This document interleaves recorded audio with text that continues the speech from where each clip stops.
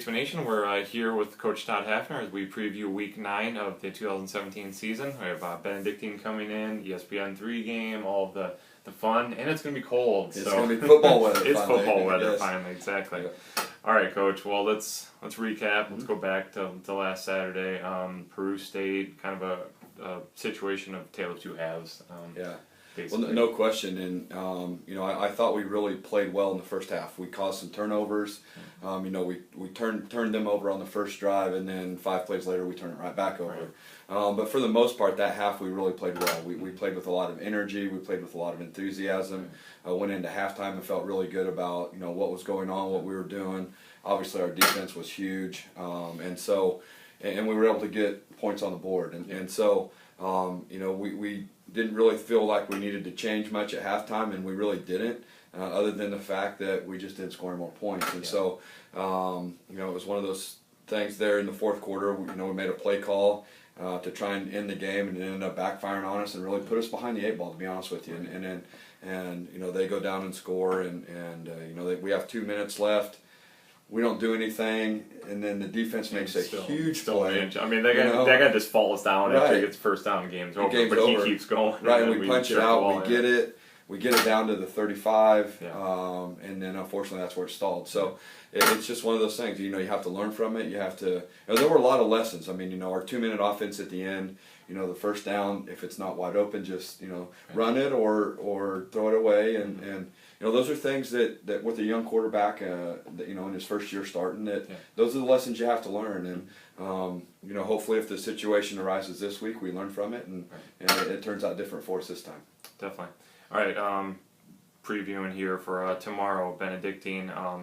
On paper, that team is awfully impressive. They are. On film, they are too. And I'm sure they are. I mean, there's a reason why they're accomplishing what they're accomplishing. I mean, they're having a nice year. Obviously, just looking at the 2 deep, looks like they're a pretty senior-laden team. I think this has kind of been building up to this year type situation. Again, not saying that they don't have a lot of other good players and other grades, but senior-wise, like this might be their year, and they're putting up big stats both ways. And I guess talk about Benedictine a little bit.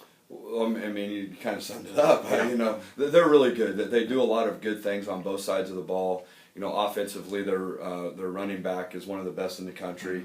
Last year as a junior, he played well against us. He had 185 yards and a touchdown last year against us. And offense, their offensive line is playing well. Their quarterback is, he's definitely not a game manager, but because they've been able to run the ball so well, he's been able to have some big games throwing the ball also. That's right. And so, that's a handful in itself.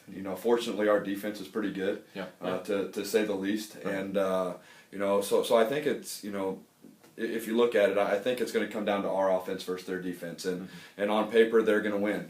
But we don't play this game on paper, and we're going to go and we've had a really good week of practice. Our kids have really, put last week behind us, and we've prepared to win this week. And they're giving up 43 yards a game rushing. If we only have 43 yards rushing tomorrow, we're not going to win. But I feel that we have a good plan in place. Last year, we didn't have very much offense in the first half, and then came out in the second half and really played well and had some good offense. And so, they've mixed their defenses up the last couple of years. They've played 3 or 4 different defenses against us, so we're not sure what we're going to get, but we're prepared for all of them, and hopefully we can show up tomorrow and really play well on offense and really support our defense, because our defense has been great all year. Definitely. With regards to being the fact that they don't give up running yards, they just don't. I mean, it's impressive that we only give up 90, but they give up 40. I mean, that's like how. Yeah, exactly. All I can think is that teams at a certain point, when you're falling behind them, you have to air it out trying to catch up. Or maybe they've just played. I mean, they obviously haven't played us or Peru yet, the 2 best running teams outside of them. But I'm guessing if you're falling behind against Benedictine, you're trying to catch up and maybe passing or whatever. Or they're just really, really good at defense. They're really good. Let's be honest. I mean, that plays into it, no question. But they've been able to sack the quarterback, which obviously is running yards. Right, and so and they're skilled. They're not very big up front on defense, so they move their guys around a lot. They blitz a lot. which we haven't seen a lot of blitz, Right. just because of what we do. It's a little bit harder to blitz us. Yeah. But they're skilled. They're fast. They run to the ball, and because of all that, they've been able to create some negative yardage plays in the run game, and to throw on top of it that they're blowing teams out early in the game, and teams are trying to stay close by throwing the football. That helps them. But let's be honest, they're a good football team, and it's defensively they're every bit as good as they look on paper, and we'll have our hands full tomorrow. Yeah. And I'm sure extremely disciplined.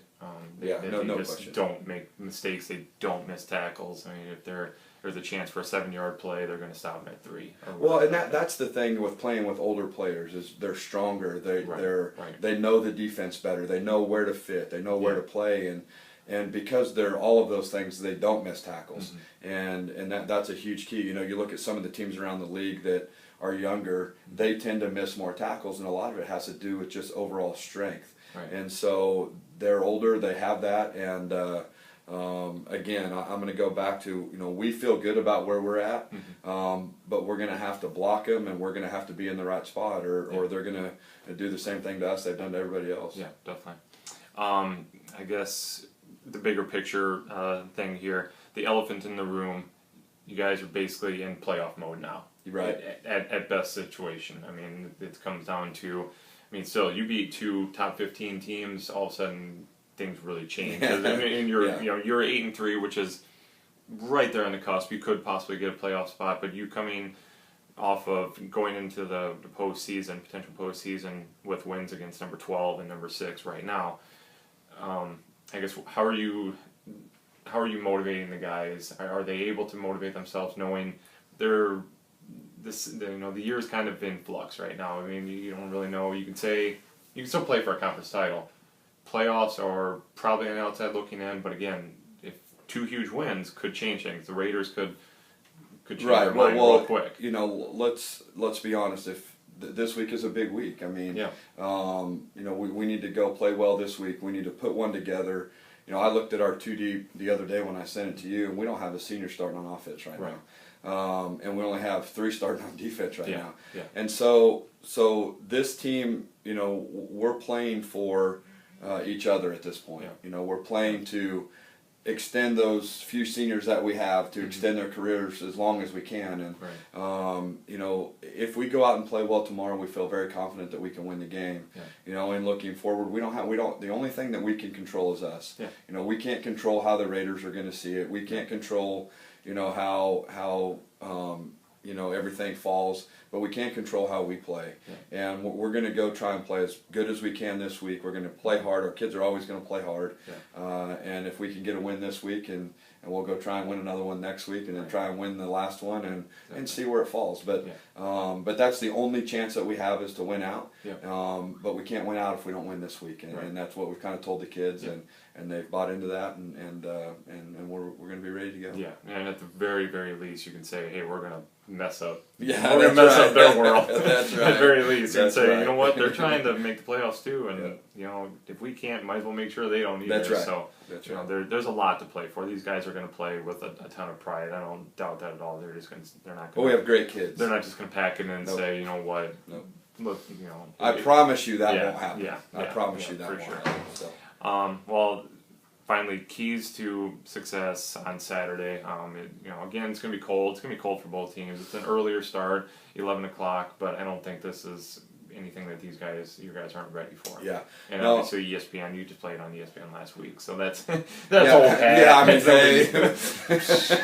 whatever. But it is fun for the kids. It really is, and it gets a little, when you don't do it every week. You have the TV timeouts and all this stuff. A lot of standing around. Seems like sometimes, but for the kids, it's fun for them. They get to.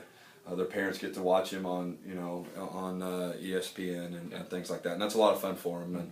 And so we're proud that we can do that. We're excited for Saturday, but in the end, the keys for us is we just got to play better than they do, and we can. And so we're going to go out and do everything we can, and try and stop their run game, and try and run the ball a little bit, and hopefully we can come out on top. There you go. All right. Well, Coach Hafner and the guys will be on ESPN3. Doesn't mean that you get to not show up. Right. Please, it's a great opportunity to watch the team if there's no way you can be in There's hospital. Wi-Fi at the stadium. You can watch the replays on your Wi-Fi while you're watching the game live. Yeah, for sure. Yeah, there you go. That's right. That's how everybody watches games anymore anyhow. So, but definitely, bundle up. Get out there, be at Lacey Complex Stadium. 11:07 is the official kickoff. It'll be a lot of fun. Hopefully, see a big crowd out there. But again, if you can't, there's a lot of ways to watch it as well. But cheer on the Statesman either way you can. Best of luck, Coach. Thank you very much. Right, thanks.